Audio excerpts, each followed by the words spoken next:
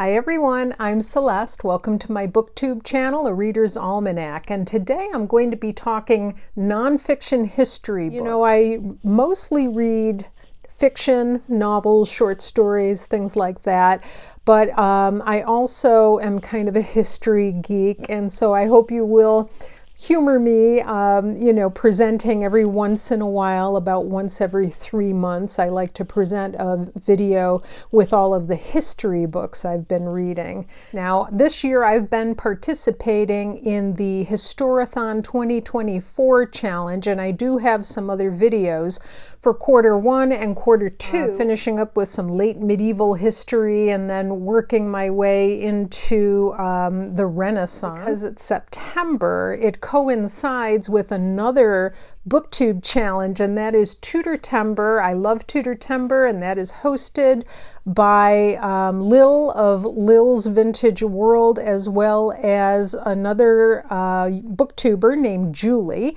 and I will post their information in the notes below the video so you can check out their channel. And basically the challenge for Tudor-tember is to read something from the Tudor period. So let's get into it. I had a whole slew of books that I was sent very graciously by Pen and Sword Press. So a lot of what I'm about to show you is from Pen and Sword. So thank you so much, Pen and Sword Press. I will also put their information down below. They're a marvelous publishing house that specializes in history, and it's kind of like the history hit of books, if you will. So they're just great. And the thing I love about Pen and Sword books is that they're not usually like 900-page tomes. They're not big chunky monkeys. They're rather slender, beautiful hardcover and softcover books, and they usually deal with like one subject or one person, and give you a really good grounding in lots and lots of subjects: feminism, suffragism, royalty, war. I mean, they have just lots of different fascinating topics, so do check them out. In any event, let's get moving with the books that I have been reading that are all history books. And the first one is Amy Licence, Edward IV and Elizabeth Woodville, A True Romance. Isn't that a gorgeous, gorgeous cover? This is a hardcover book. I love Amy Licence, and actually the first 3 books I'm going to discuss are all by Amy Licence. And Amy Licence has written some marvelous, marvelous books. But I'm not going to lie, this one turned out to be a little bit academic and a little bit dry. It was very informative, but it was slightly dry. Amy Licence exhaustively details even the smallest aspects of the lives of Edward and Elizabeth. I watched the Stars series on the White Queen, followed by the Red Queen, the White Princess. There were several really good series on Stars that brought to the screen stories that were written by Philippa Gregory. And I just absolutely loved the story of Edward and Elizabeth, and it just fascinated me. So I wanted to learn more about that time period and the key players in that series. So this is a love story. I loved learning about Elizabeth Woodville's background and the fact that they were supposed to be descended from river witches, which I thought was really cool. And I love how they play that out in the Stars miniseries, The White Queen. So I did love that.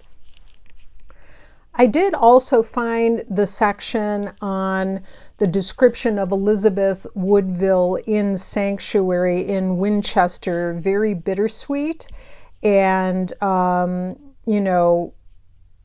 wondering, I was sitting there reading it and wondering what had become of the two princes in the tower. So viewing Elizabeth Woodville purely as a mother who is in sanctuary in Winchester and her sons are taken away, that was touching. That was very compelling. The next book I read was also by Amy Licence, and that was Richard III, The Road to Leicester. This is just a little, almost a long brochure. It's something you could probably read in one day if you wanted to, if you are a Ricardian or would like to be. And so this follows the events that occurred when Richard III's body was discovered underneath a car park. And there's a whole controversy around who discovered that, who should get the credit. You know, Philippa Langley is the one who had the hunch about where the body was buried. She raised funds from Ricardians to dig under the car park. She hired archaeologists from a university to actually carry out the exhumation. And in the end, the University of Leicester Archaeology Department sort of had taken the credit for that. And I love archaeologists. I'm always talking about Time Team episodes on my show here. I'm a huge fan. I appreciate their training and the rigor of their work. At the same time, I feel like Amy Licence kind of skirted the controversy with Philippa Langley. I think Philippa Langley needs to be given a lot more credit than she has been given for actually locating the body of Richard III. This does go into a little bit of Richard III's backstory. It's kind of like a glossy pamphlet, something that you would pick up like in a gift shop. And so it's a really great little introduction to the whole subject. And, you know, it goes into, did he actually have a hunched back, and how was he actually killed in battle? And did he kill the princes in the tower? And it's just like a little introduction to a little bit of all of that. So if you're looking for a good basic starting point on Richard III, this is a great one to start with. The third book I read, again by Amy Licence, was Anne Neville, Richard III's Tragic Queen. Isn't this a beautiful paperback edition? And this is actually Amy Licence's very first book, I believe, that she wrote. And this was good. Anne is sometimes in the shadow of Richard III and of Elizabeth and Edward. She is sometimes portrayed as a lesser player, but she was actually very interesting. And actually, my favorite part of this book is about Anne as a baby. It's about growing up in the late medieval period, what it's like to be pregnant and to give birth. It's about medieval medicine and laying in and beliefs and superstitions around pregnancy and when you should lie in and what taking air or vapor or cold air from the outside could do to your pregnancy. We also learn about the use of baby oil and the practice of swaddling. So from that perspective, it's actually really interesting. If you're interested in learning more about Anne Neville, this may be the book for you. The next book that I read was The Sweating Sickness Epidemic, Henry VIII's Great Fear by Stephen Porter. Again, another beautiful cover. This is also a hardcover. Here's the back of that book. And The Sweating Sickness, for those who don't know, made its first appearance around 1485, and it lasted until on and off till about 1551. The main characteristic of this illness was sweating. It was extremely rapid. Once people started sweating or showing symptoms of illness, They could often be dead within 24 hours. It terrified a lot of people, and Henry VIII was terrified of it. He was known to be a bit of a hypochondriac, but in the case of the sweating sickness, I can certainly understand that. So the sweating sickness doesn't really apparently correlate with any modern day illnesses, although scientists and doctors have tried to liken it to various conditions and diseases today. They haven't been able to actually pinpoint it down. One of the things that I did find really fascinating, you know how during the COVID pandemic, the Department of Health would come out with like a daily, weekly, and monthly tally of people who had gotten sick or died from COVID. And the same thing happened during this period in terms of record keeping. Thomas Cromwell was ascending in power after Cardinal Wolsey fell from power, and one of the things that he was tasked with was keeping records of both the sweating sickness and the plague. And so there are parish records that were gathered from this time so that people would know where the outbreaks were and who had died from each parish. So I thought that was interesting, likening it to the COVID pandemic of recent times. So this was quite good. Stephen Porter definitely knows his stuff, and if you are interested in the sweating sickness epidemic, this would be a good book for you. Another book that I had been sent very kindly from Pen and Sword Press was Inside the Tudor Home, Daily Life in the 16th Century by Beth Watts. Here's the cover of that book. This was really fun. Inside the Tudor Home just talks all about everyday things. It's a great sort of general encyclopedic look at, everything. Cutlery, laundry. How did people do laundry? What kind of furniture did they build and what did it look like? Architectural elements, so seasonal round-the-house chores. It draws on primary sources. It draws on pictures from illuminated manuscripts, which is interesting, and books of hours to see what people were doing out in the fields, the animals that they were raising and what they were gardening and techniques of agriculture that they were using, how food was stored. Dangers of the home, such as fire. They used these tightly woven reed mats in the house, and they very easily caught fire. So they talk about that and how fires were put out. So this just deals with lots of really interesting daily life during this period through the lens of the average home. So I just thought that was really fascinating. The construction of wattle and daub. Fencing and walling. So if you like to get into social history and you're interested in the Tudor home, check out this book by Beth Watts. And then I also looked at the 16th Century in 100 Women, and this is also by Amy License. Look at this great couple of images at the top there. I love it. And there's the back of that one. This is exactly what it says. It's little sort of encyclopedic entries about 100 women from the 16th century. The thing I really love about this is, yes, it talks about royalty, it talks about queens and all of that, but it also talks about ladies in waiting. It talks about prostitutes. It talks about street waifs.